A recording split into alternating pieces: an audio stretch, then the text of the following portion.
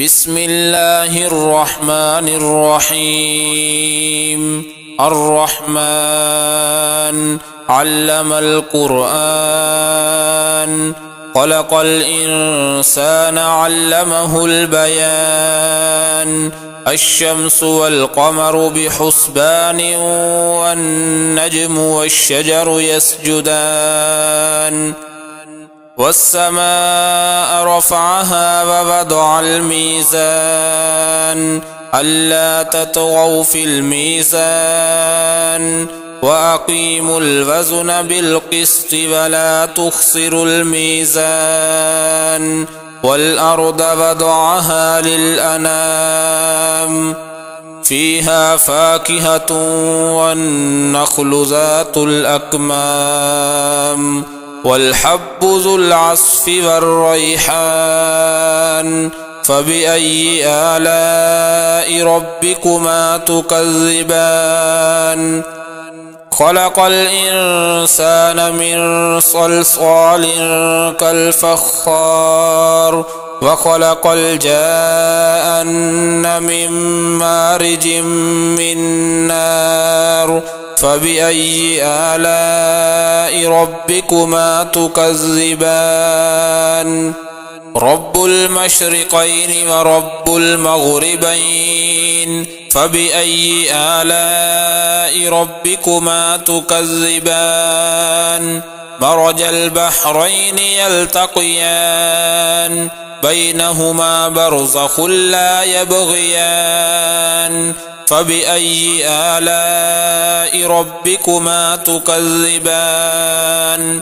يخرج منهما اللؤلؤ والمرجان. فبأي آلاء ربكما تكذبان؟ وله الجوار المنشآت في البحر كالأعلام. فبأي آلاء ربكما تكذبان؟ كل من عليها فان، ويبقى وجه ربك ذو الجلال والإكرام. فبأي آلاء ربكما تكذبان؟ يسأله من في السماوات والأرض، كل يوم هو في شأن. فبأي آلاء ربكما تكذبان؟ سنفرغ لكم أيها الثقلان. فبأي آلاء ربكما تكذبان؟ يا معشر الجن والإنس إن استطعتم أن تنفذوا من أقطار السماوات والأرض فانفذوا، لا تنفذون إلا بسلطان. فبأي آلاء ربكما تكذبان؟ يرسل عليكما شواظ من نار ونحاس فلا تنتصران. فبأي آلاء ربكما تكذبان؟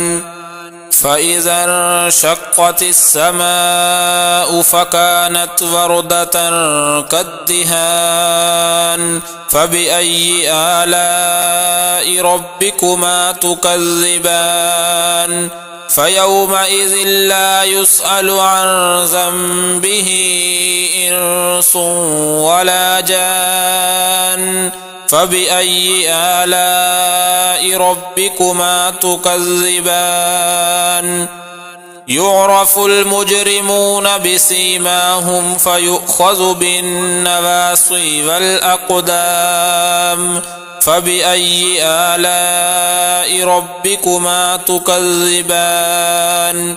هذه جهنم التي يكذب بها المجرمون، يطوفون بينها وبين حميم آن. فبأي آلاء ربكما تكذبان؟ ولمن خاف مقام ربه جنتان، فبأي آلاء ربكما تكذبان ذواتا أفنان فبأي آلاء ربكما تكذبان فيهما عينان تجريان فبأي آلاء ربكما تكذبان فيهما من كل فاكهة زوجان فبأي آلاء ربكما تكذبان متكئين على فرش بطائنها من استبرق وجنى الجنتين دان فبأي آلاء ربكما تكذبان